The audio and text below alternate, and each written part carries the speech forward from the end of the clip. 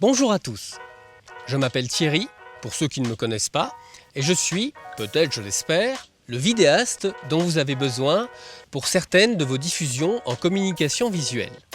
Aujourd'hui, je souhaite vous présenter le Setup Interview.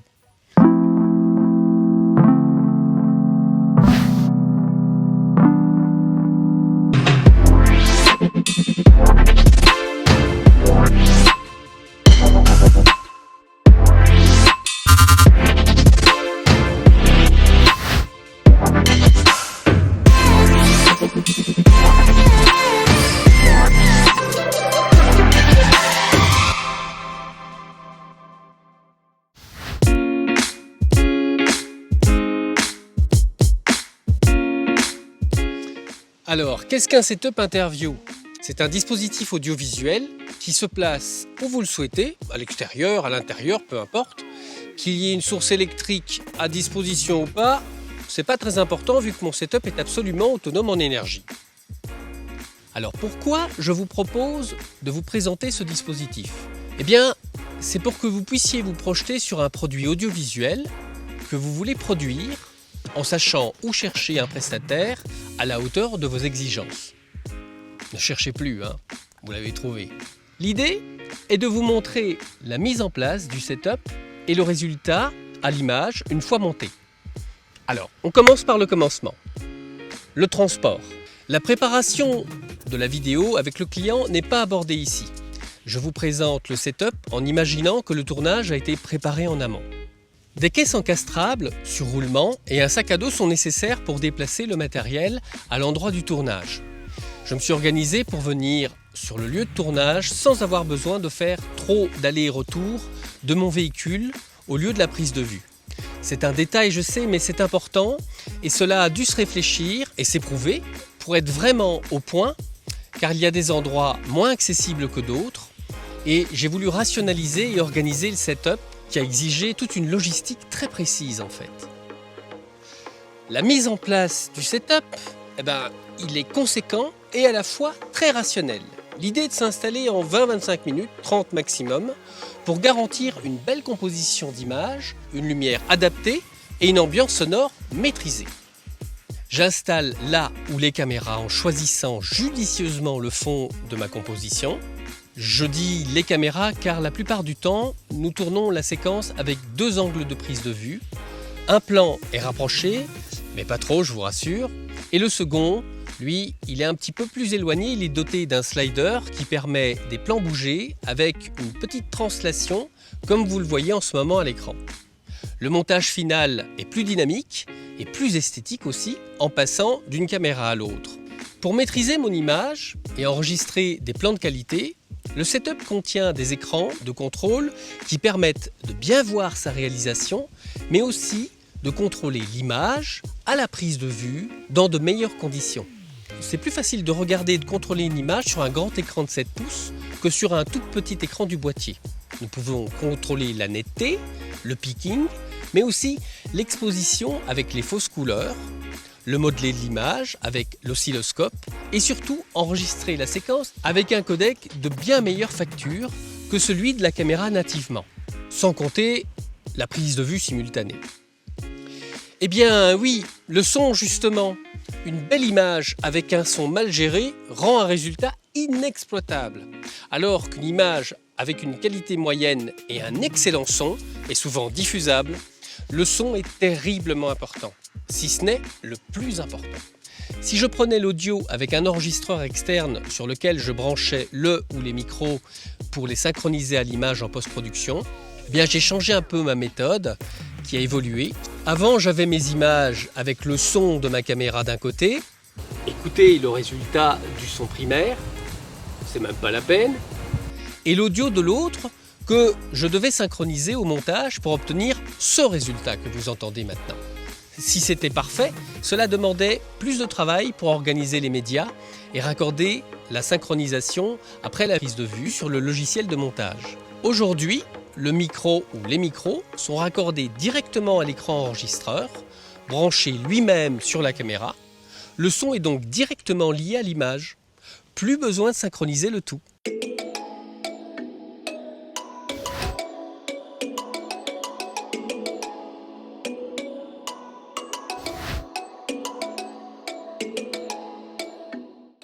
Alors, nous préparons aussi la dénomination des séquences qui rendent la compréhension plus aisée à la post-production.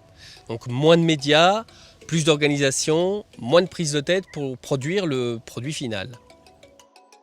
Le meilleur ennemi, c'est la lumière, bien sûr. Elle est directement liée à la qualité de l'image et du rendu final. En extérieur également, croyez-moi, une image bien éclairée dépend de 4 éléments essentiels. Alors, premièrement, le projecteur de face, appelé keylight. Je sais, mon anglais est transcendant. Et la source lumineuse de base pour éclairer mon sujet. Ensuite, en deuxième lieu, il y a le projecteur de contre à l'arrière du sujet et celui qui dessine les contours des épaules et qui met une pointe lumineuse sur les cheveux à l'opposé de la lumière de face. Le réflecteur, qui se met à l'opposé du keylight sans être visible à l'image, débouche le côté le plus sombre du visage en évitant un clair-obscur trop prononcé. Et le diffuseur, si nécessaire, surtout en extérieur, évite un spot de lumière sur le front du sujet filmé et garantit la douceur dans une lumière ambiante. Alors c'est une base en lumière indissociable d'un bon résultat à l'image. Nous pourrions aller plus loin encore, évidemment, mais avec plus de temps et pour des rendus vidéo plus travaillés encore. Tout dépend de ce que le client souhaite au final. Mais je pourrais vous parler de drapeau, de direction de la photographie. C'est un monde sans limite, la lumière. Les modélisations de radiosité, et j'en passe. Encore que la direction photo est l'art de travailler la lumière sur le sujet, mais aussi sur son arrière-plan. Nous ne la négligeons jamais, de toute façon, que du contraire. Mais en gardant notre concentration sur le type de prestation que nous faisons. En l'occurrence ici, de l'interview. Alors la caméra est installée, les micros sont placés, la lumière aussi, la composition de l'image est à la hauteur de nos attentes. Allez, moteur, ça tourne, action! Alors attention, une précision de taille quand même. Si nous tournons en 4K nos vidéos pour nos clients, c'est pour une raison pratique au montage. Effectivement, nos montages sont préparés en Full HD, soit en 1920 par 1080 pixels. Pour un rendu parfait par rapport aux normes d'aujourd'hui. Alors pourquoi tourner en 4K? L'image est 4 fois plus grande qu'en Full HD. Eh bien, pour 2 raisons simples.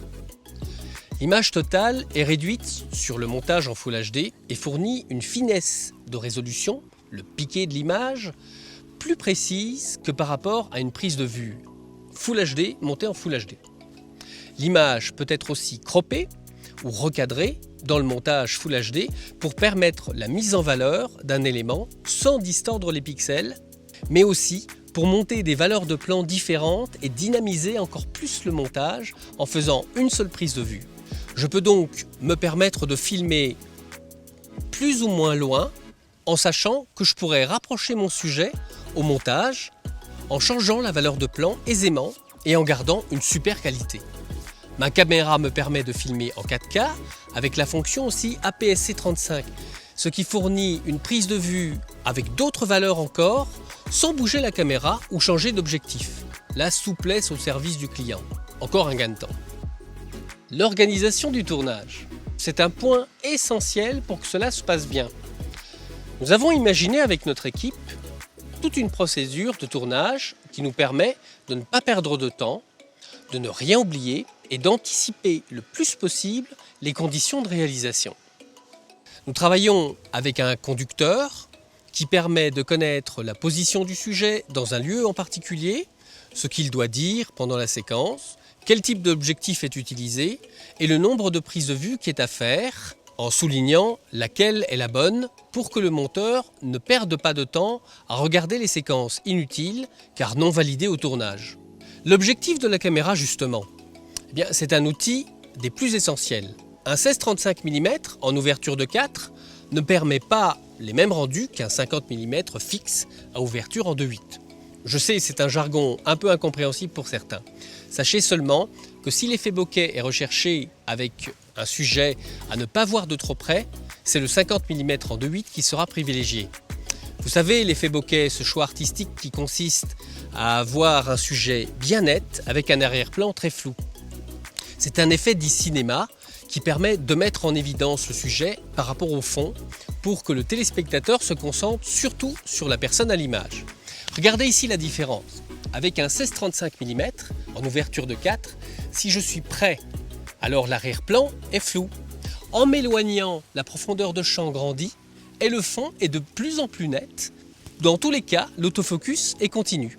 Avec mon 50 mm à ouverture de 2.8, le sujet est bien net et l'arrière-plan reste flou. D'ailleurs, quoi qu'il arrive, la profondeur de champ reste petite. Surtout que nos caméras peuvent suivre les yeux du sujet pour que le visage reste net en toutes circonstances. C'est extrêmement pratique. Autofocus, manuel, tout dépend de ce que l'on veut faire. Parfois l'autofocus est nécessaire, même si le mode manuel est à privilégier.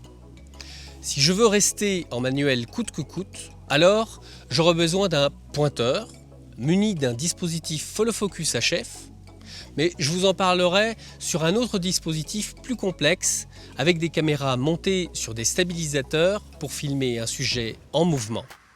Restons sur notre dispositif interview. Nous travaillons aussi avec un processus composé d'un checklist qui nous permet de rester constant dans notre façon de faire, notamment au niveau des annonces, pour que le monteur sache toujours où il en est. Vous savez, le fameux moteur, ça tourne, clap, action. L'annonce est très importante pour le monteur. Il ne s'agit pas de faire des annonces incohérentes qui embrouillent.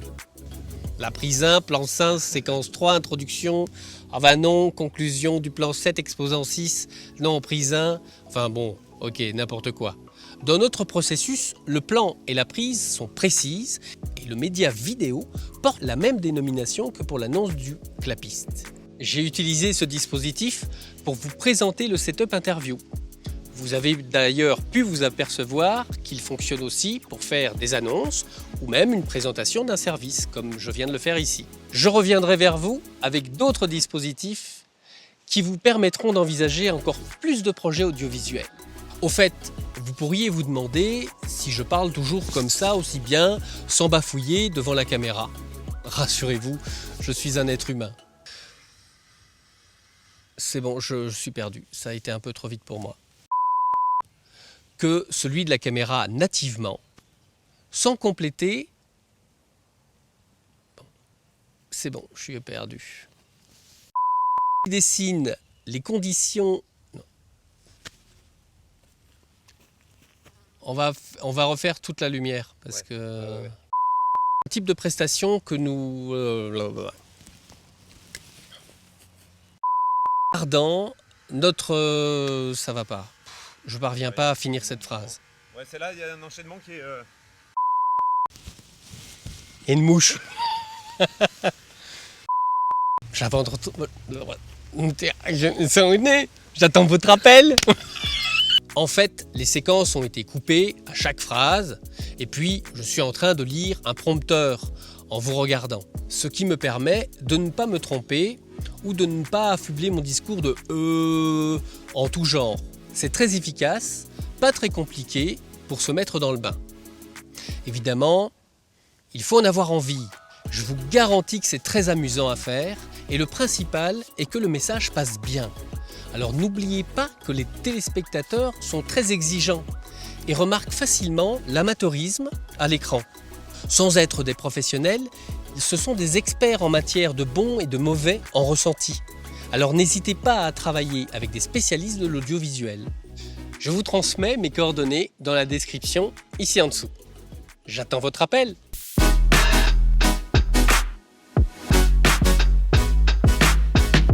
Je vais vraiment te maquiller toute la tronche, mais tu leur as parlé du maquillage? Non, je voulais pas leur faire peur. Ouais, mets-moi un peu sur le bout du nez là, il manque voilà. Dis-moi, tu voudrais pas un petit peu de rouge à lèvres par hasard? Non, là je crois que ça va vraiment pas le faire.